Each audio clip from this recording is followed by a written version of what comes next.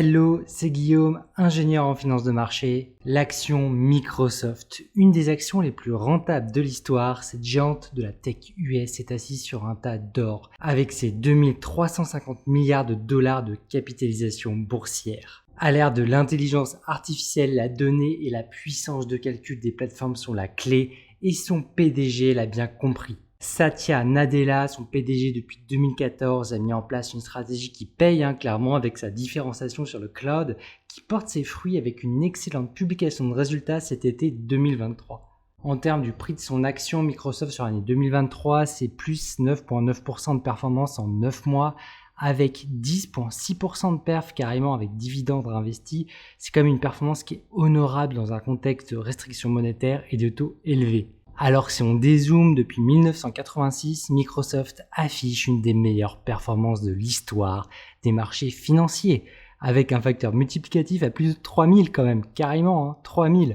sans prendre en compte bien sûr les dividendes réinvestis. Si on les prend en compte, l'action elle affiche alors un facteur multiplicatif de rentabilité supérieur à 3500.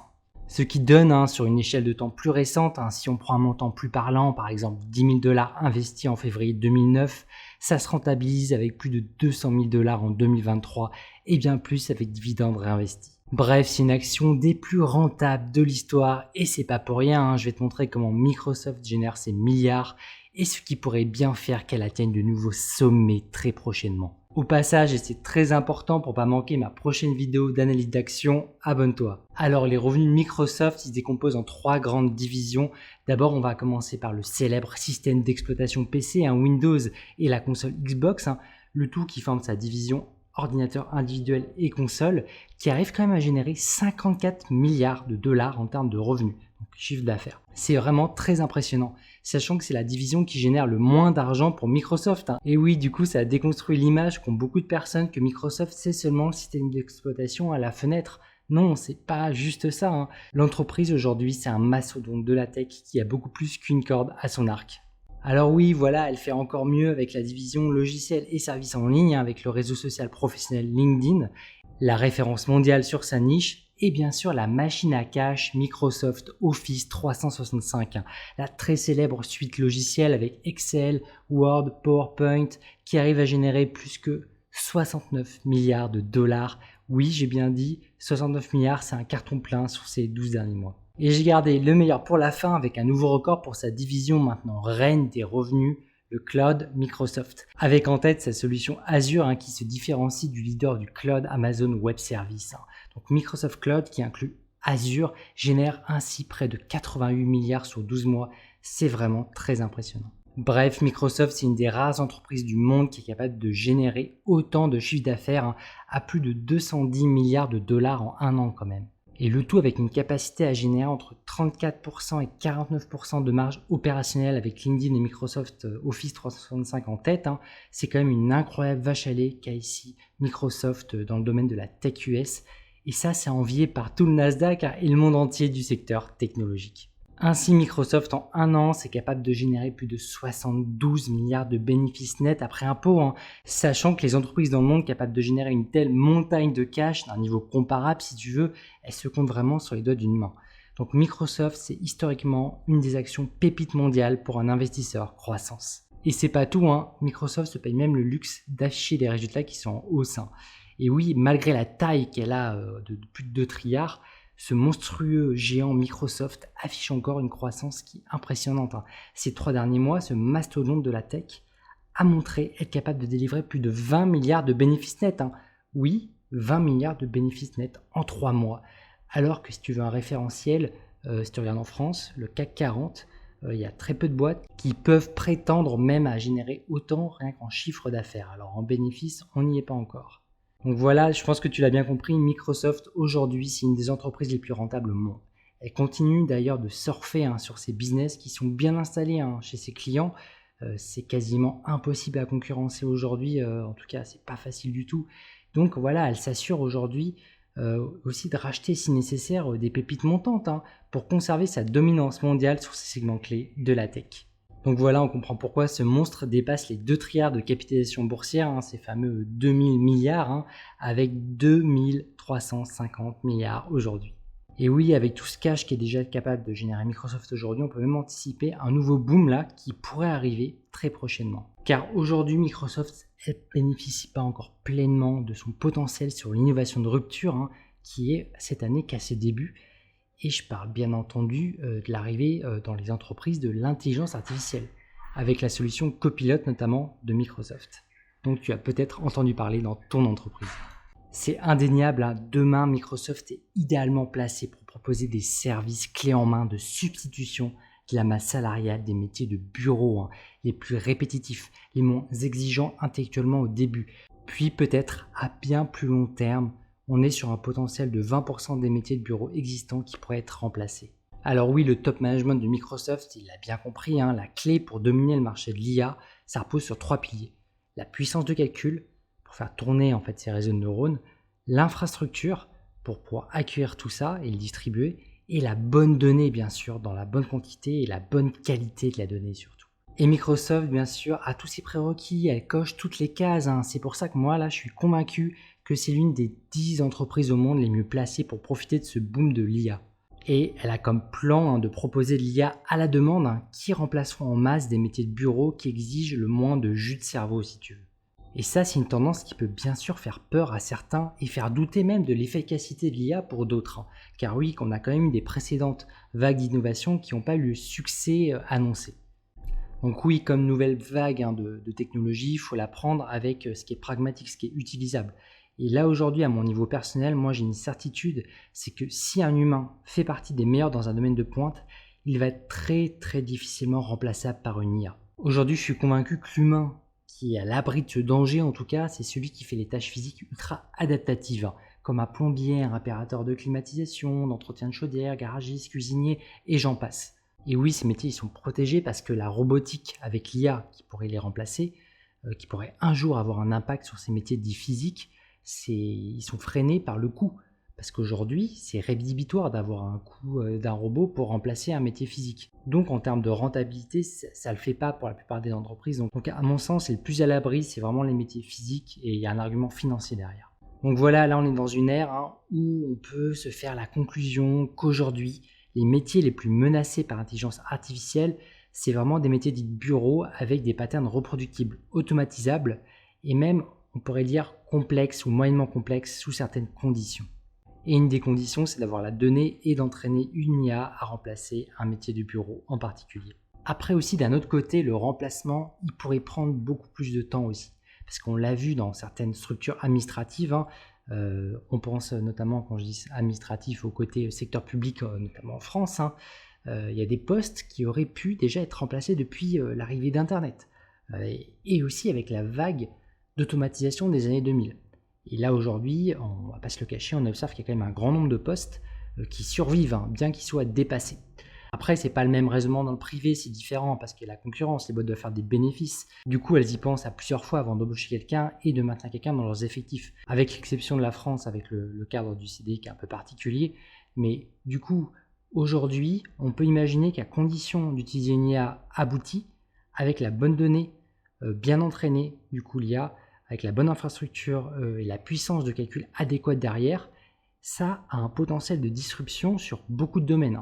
Et on pensera notamment aux activités répétitives de bureau, ce qui repose bien entendu sur la mémoire, mais aussi des calculs simples à moyennement complexes. Et ça, c'est assez nouveau. Et même carrément des compétences artistiques. On le voit avec la création de vidéos, on le voit avec la création d'images, d'œuvres aussi.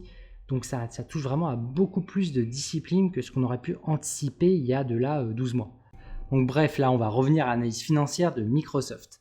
Donc côté chiffre d'affaires, on est sur un record à 211 milliards avec son année fiscale qui a clôturé ce 30 juin. Là on est sur une tendance excellente de génération de revenus sur ces 3 divisions clés avec des marges opérationnelles qui sont très importantes, qui vont de 34% à presque 50% de marge opérationnelle sur LinkedIn et Office 365. Donc pour l'année qui vient, les 12 mois qui arrivent, moi je m'attends à des bénéfices nets pour Microsoft qui dépasseraient son résultat de 72 milliards et qui arriverait même à 80 milliards.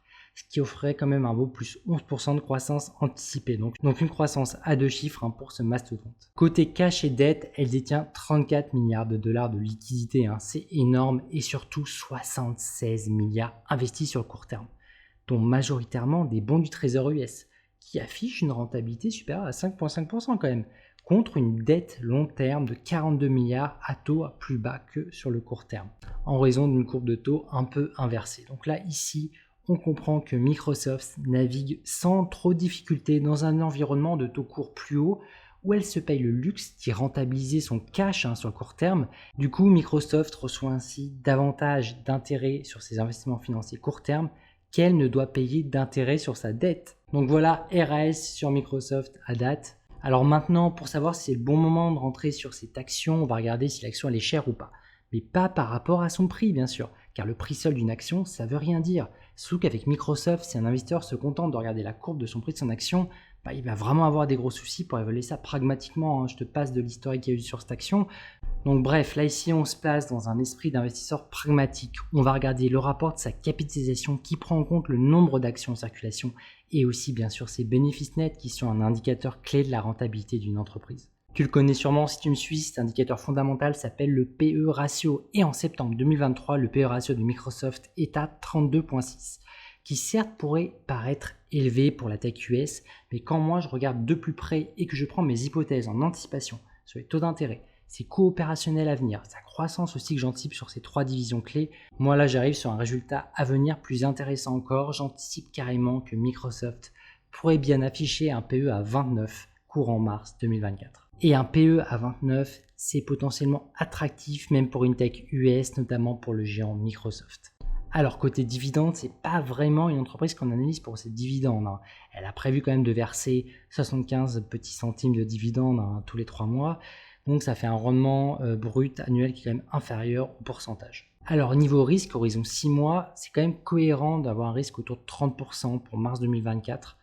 C'est un contexte de marché où malgré ces bonnes publications, on reste dans un environnement macroéconomique à risque pour les techs, où Microsoft s'en sort quand même haut la main dans ce type de période par rapport à la plupart des techs. Alors sans suspense, mon avis personnel, sur le long terme, il est positif pour l'action Microsoft. En termes d'objectifs de prix, à 6 mois, disons pour mars 2024, moi je vois Microsoft à un peu plus de...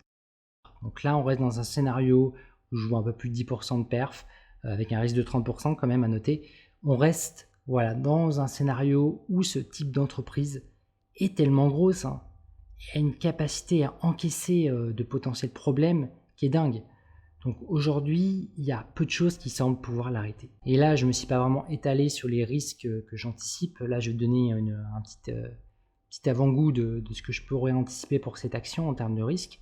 Donc à l'exception de l'État, qui pourrait, américain notamment, qui pourrait aller diviser ce monopole qui est historique des techs, on pourrait très bien avoir un hack informatique massif, imprévisible. Et il faut savoir qu'il y a des garde-fous quand même assez importants, donc c'est vraiment très peu probable, très peu anticipable.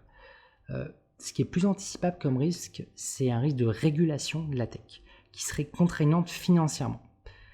Aujourd'hui, on a eu un avant-goût en 2018 de ce que ça pourrait donner, en février 2018, si tu as suivi un petit peu.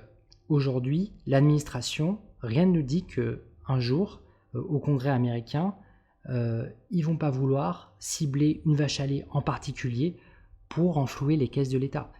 Parce qu'aujourd'hui, il y a des déficits aux États-Unis qui sont dingues, et pour combler tout ça, un des leviers qui existe, c'est la taxe. Et une des cibles privilégiées, ça serait bien sûr les vaches à lait de la tech. Et ça, pour moi, c'est pas pricé à date sur les marchés. Aujourd'hui, c'est de la pure spéculation en termes de risque de parler de ce genre de sujet. Mais pour moi, c'est quand même un point que j'aime bien avoir en tête, parce que dans tout grand boom, dans toute industrie qui prend des monopoles comme ça, à un moment, il y a à peu près de la régulation qui arrive. Et moi, je suis assez attentif à ça et je suis ça pas mal. Aussi, et je t'en parle en point macro, il y a bien sûr une probabilité d'une crise qui serait plus profonde qu'attendue, pour les grandes entreprises qui seraient plus impactées qu'elles ne sont aujourd'hui. Après, aujourd'hui, moi, j'anticipe une récession qui aura un impact moyen, on va dire, aux États-Unis et en Europe. Donc, pas pour moi assez important pour impacter même les clients de Microsoft. Donc, je parle des gros clients. Et du coup, si les gros clients de Microsoft ne sont pas impactés, Microsoft ne serait pas tant impacté que ça par une récession avec mon analyse à date. Donc voilà, aujourd'hui, avec les informations à ma disposition, je vois pas d'obstacle sérieux vraiment quantifiable. Après voilà, il y a des risques quand même qui sont mesurables autour de 30%. Aujourd'hui, Microsoft, il n'y a rien qui l'arrête. C'est une véritable planche à billets privée pour l'investisseur particulier sur un horizon long terme. Bref, c'est pas pour rien que j'estime personnellement que sa place, elle est dans un portefeuille de croissance.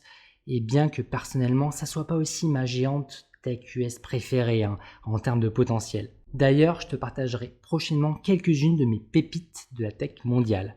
Alors assure-toi d'être bien abonné à ma chaîne pour être tenu au courant car ça pourrait arriver dans les prochaines semaines et les mois qui viennent. Maintenant, si tu veux recevoir mes emails hebdomadaires, tu peux t'inscrire à ma newsletter pour recevoir ma vision du marché directement dans ta boîte email à fréquence plus régulière, c'est par ici sur guystorm.com. Maintenant, si tu veux savoir comment Thomas, ingénieur, fait pour générer 2200 € de rente à 40 ans, c'est par ici en vidéo. Et sur ce, comme d'habitude, restons pragmatiques. Allez, ciao!